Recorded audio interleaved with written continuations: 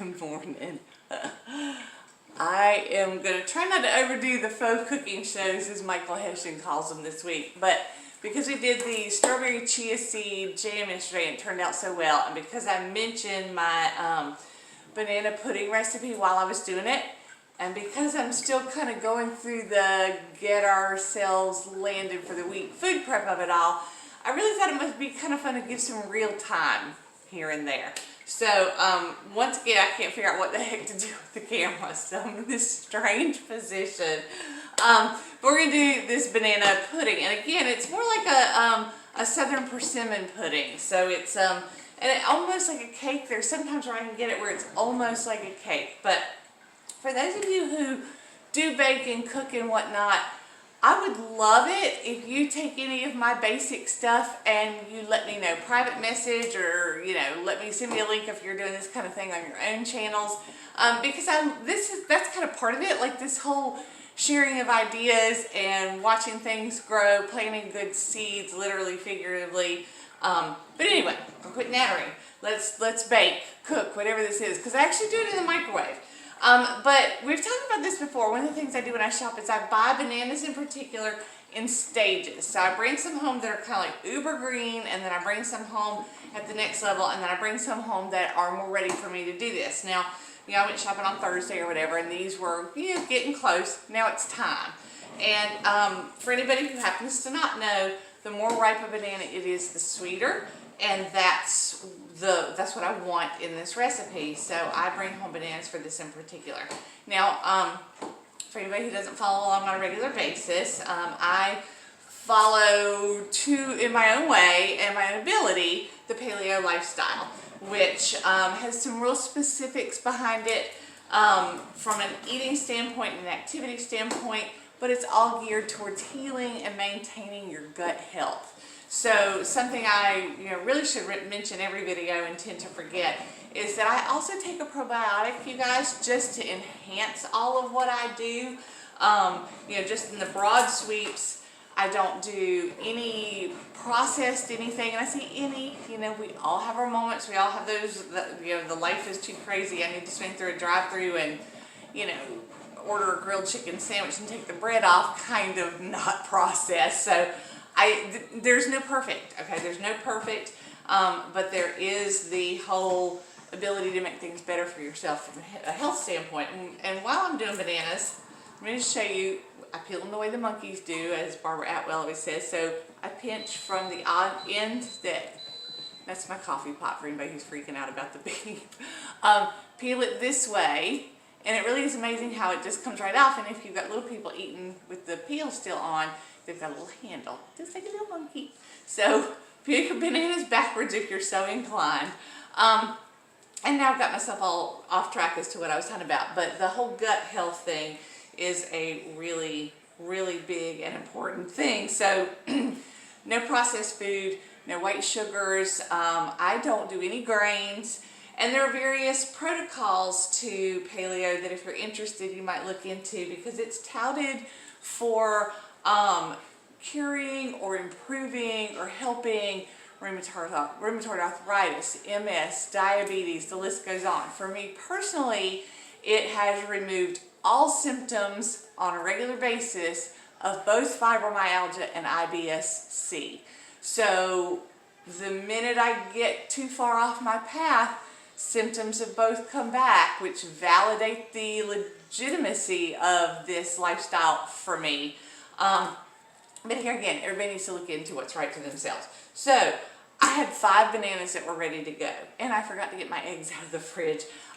But you do 2 eggs per banana. Now that is also the recipe for my pancakes. Let me grab the eggs.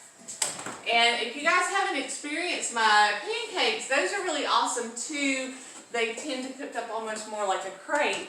But I did have a lot of you guys say that you do the pancakes also, and they're yummy. So 2 eggs to 1 banana is the pancake recipe, and of course you can add, there's a fork in my egg carton. There's a fork in my egg carton. 2 eggs to 1 banana is the ratio, okay? Also in this little pudding. All right, so I have 5 bananas in here, so of course that could be 10 eggs. But the other thing that I discovered recently has been arrowroot, and arrowroot's been kind of a happy little discovery. I cannot quote off the top of my head its health benefits right this second, but there are some.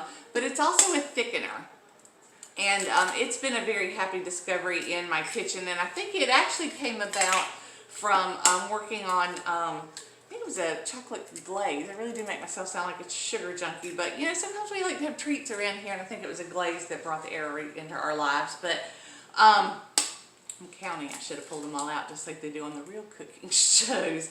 But anyway, I will use the arrowroot as a substitute for eggs, which is nice if you are vegan, and I have no active working knowledge on being vegan. That's a huge lifestyle commitment.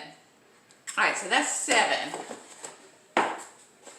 And I recycle the cartons either by taking them back to the farmer from where I bought the eggs, or I put them in my composter. I'm such a composting geek right now. I absolutely love that, and I really have no idea why we're not all almost required to do that. It is absolutely fascinating. My cardboard boxes go in there. I mean, I take my trash to the curb like once every 2 to 3 weeks. I mean, it's really insane.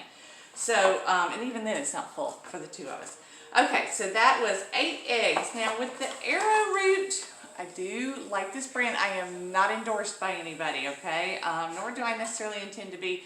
Not even the cat food guy that keeps approaching me, which is, you know, I don't know, it's not going to hurt my feelings, the cat food guy. Okay, so anyway, the ratio on this is 1 tablespoon arrowroot, 1 tablespoon. The package lists vegetable oil. I do no vegetable oil, you guys. From a processing standpoint, vegetable oil is one of the harshest things you can do to your body. So I do avocado oil, I do coconut oil, I do olive oil, and in the case of doing something sweet, you can do the coconut oil. Okay, so it's 1 tablespoon arrowroot starch, 1 tablespoon vegetable oil, and 1/4 cup water. And here again, being the inexperienced faux cooking show person that I am, we're going to fumble through grabbing all of that and nattering at you while I do. I'm doing 2 eggs, so we're throwing 1/2 cup of water in. Okay, and part of the thought process for doing this in real time, you guys, is that I think we all go into cooking and being and existing and feeling like we can't pull it all off. And I know back in the day when I was in, I talk about being in the real world, when I was in corporate America, when I was commuting 1.5 hours one way, when, you know, just I had a different kind of kitchen and a different kind of commitment to other foods in my house. It was harder. It was harder, but some of the things that I have found to simplify is purging what I don't need in my kitchen, organizing it. One of the most bizarre and most helpful was going ahead and investing in all glassware storage that matches and stacks the same. We can talk about that another time if anybody's interested. But from a health standpoint, you don't have the plastics leaching into your food. It's better for the environment, and it's strangely more efficient, at least for me, in my kitchen. Let me grab the coconut oil. Now, for those of you who aren't familiar with coconut oil, it is an interesting thing in that it solidifies when it's cold, and it liquefies when it's warm. And it's also absolutely amazing for skin and hair. I mean, like, I am very limited these days on what I purchase outside of the kitchen for my own beauty routine, for lack of a better word. So I use coconut oil in my hair, and that is what I use for the most part. Every now and again I do a little something that helps control the new curls that I have. It's weird that I have developed curls in my older age, which is a happy little surprise. I just wonder where they were in the 80s. But it helped control that, all the skin. And when I do invest and do in products, I really try to stick with small and local, either by buying from somebody who makes it. And again, I'm not endorsed by anybody, even the local folks, but Clary Hollow just does the most amazing skincare products. She was in the store at one time, but with my reduced hours and ability to get supplies and just a couple of different factors, we both decided that she's gonna stick with her other venues for now and maybe do pop-up shows with us. But look for Clary Hollow when you're out and about. She is definitely on a regular basis at Seaglass Hours and Market. But anyway, I feel like I'm kind of way off track with some of this today. And Katie Reimer yesterday Katie made my shirt yesterday. It's one of my favorites, Together Threads. That was the other thing I actually meant to mention yesterday. She's wonderful. She commented on the video yesterday. So if you're looking for Katie, you can find her too. But the arrowroot, I have substituted 2 eggs work in here. I'm mixing it up a little bit. It makes it a little stranger with the coconut oil that is solid. If you are so inclined, you can pop it in the microwave. I just do as simple as I can all of the time. And into the blender it goes, which I think you can see I'm using. Okay. Alright, so then after that, you guys, it's just a matter of spicing it up and flavoring it and doing it however you like. And here again, with some of that, I do try to keep health in mind. So, cinnamon is amazing for stabilizing the blood sugar. When I first started all of this, and when I did actually have some weight that needed to be taken off from a health standpoint, cinnamon was super helpful. I started making smoothies and I started doing a good bit of cinnamon in those. And I really felt like between the cinnamon and the organic, kind of like a lot of my cravings for sweet went away. And then I realized that the addition of the good fats helped with that. So cinnamon, and no joke, I buy cinnamon in bulk, okay? Now when you go to buy some of this stuff, you're going to be like, $15, OMG. I don't spend $15 on spices. I spend it on, 99 cents at a time. Yes, but this lasts forever. It is more intense in flavor, so I use less. And really, if you're into the concept, which I really hope everybody is to at least some degree, from a savoury standpoint, you're using far less plastic. So, the other thing I pulled over here this morning is a pumpkin pie spice. I'm sure everybody's aware of the fact that there is no grown in the ground pumpkin pie spice. This is a mix, and in this case it's cinnamon, ginger, nutmeg, allspice. And you want to read these because sometimes I'm shocked by the mysterious additives, and when it comes to the savory spices, I'm shocked at the sodium. So, take care of yourself in that regard too. I was talking to somebody the other day that I use baking soda for my teeth, and there's a whole long, drawn out, crazy boring thing about my teeth. But take your vitamin C, okay? Get your vitamin C. But anyway, I don't use a lot of commercial toothpaste because there's just mystery stuff in there too. So I had bought one to use every now and again, because every now and again you just want real toothpaste, okay? And for whatever reason, I started reading the package's got stinking saccharin in it. Saccharin that's been killing lab rats since the 70s. So read your packages. But I'm just throwing in some vanilla. This is blackstrap molasses. Now this is another thing that I looked into at one point, and there's some nutritional benefits here that are I deemed important for us. Again, I've lost some of that. I'd have to Google it. I think vitamin K was one of them. But with all of it, if you want to look for organic, you want to look for natural, and you want to look for reduction or lack of, especially if you're going paleo, you want no added sugars. In fact, yesterday I mentioned peanut butter for the little guy, and I wanted to kind of circle back to that. You have to be super careful about sugars and peanut butter. So the one that I have found is natural, it's organic, it is no sugar added. Okay. So, and for those of you who are interested in paleo, no, the peanuts are not technically paleo, especially if you're on an autoimmune protocol. Peanuts are tricky for me as well. All right, so I'm going to buzz the blender.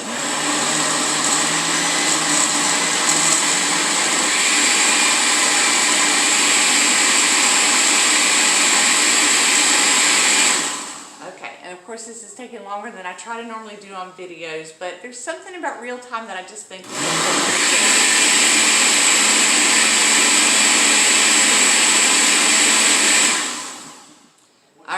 So that's it. This goes in the pan. If I can get it out. Here we go. Now, I don't grease the pan. Don't do any of that. One of the most important things about this recipe, at least for me and my taste, that I sometimes forget is the addition of cinnamon right on top. And for those of you who bake, Goddess Post filming is interesting.